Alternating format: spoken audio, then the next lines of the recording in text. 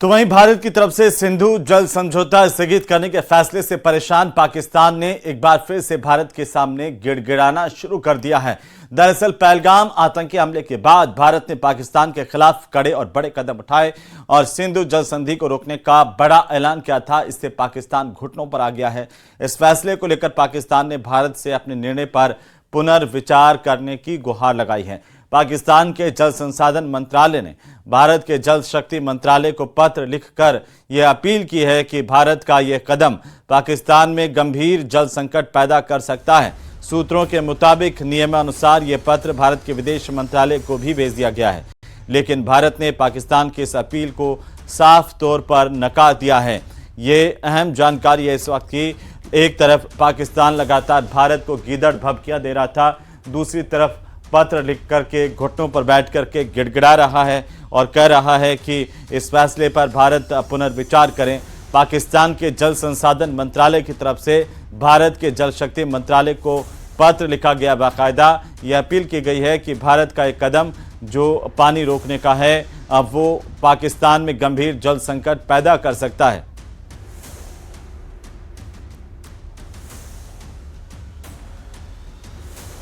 और चलिए इसी के साथ ही तो वहीं पहलगाम अटैक के बाद ऑपरेशन सिंदूर की गूंज पूरी दुनिया में दिखाई दी है। भारत की जवाबी कार्रवाई में पाकिस्तान में बैठे आतंकवाद के आका भी कांप गए हैं। आतंकवादियों के खिलाफ कार्रवाई ऐसी हुई है जिसमें भारत में बने हथियार इस्तेमाल किए गए।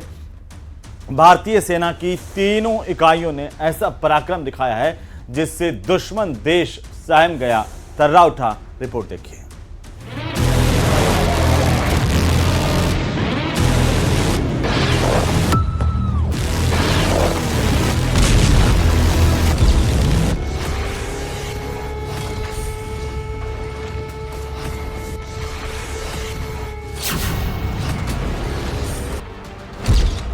ऑपरेशन सिंदूर के दौरान भारत ने 8 से 9 मई की दरमियानी रात पाकिस्तान की एयर डिफेंस सिस्टम पर हमला करके जवाबी कार्रवाई की। भारत के निशाने पर सीधा लाहौर था। इस दौरान भारतीय सुरक्षा बलों के निशाने से पाकिस्तान की रूह कांप गई। आतंक के आकाओं को ऐसा सबक सिखाया गया जिसकी धमक कई साल तक आतंकियों के कानों में गूंजती रहेगी।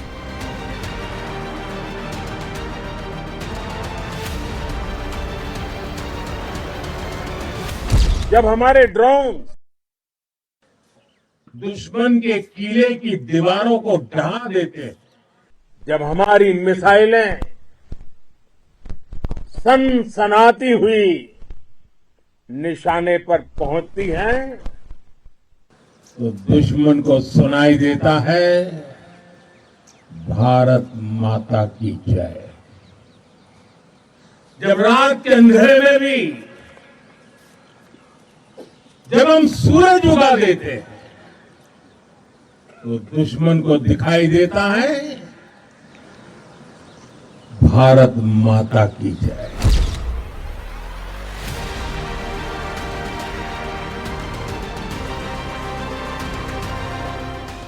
भारतीय सुरक्षा बलों ने जवाबी हमले में कई ऐसे हथियारों का इस्तेमाल किया जो आतंक के अड्डों की तबाही बन गए।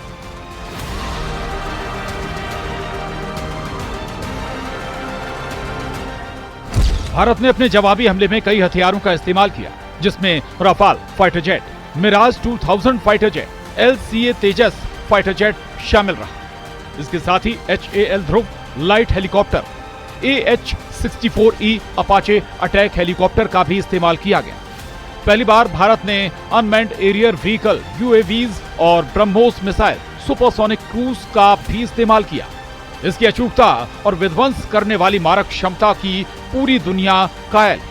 इसके अलावा भारत ने Astra AAM air to air missile, Akash SAM surface to air missile और पिनाका रॉकेट MLRS का भी इस्तेमाल किया।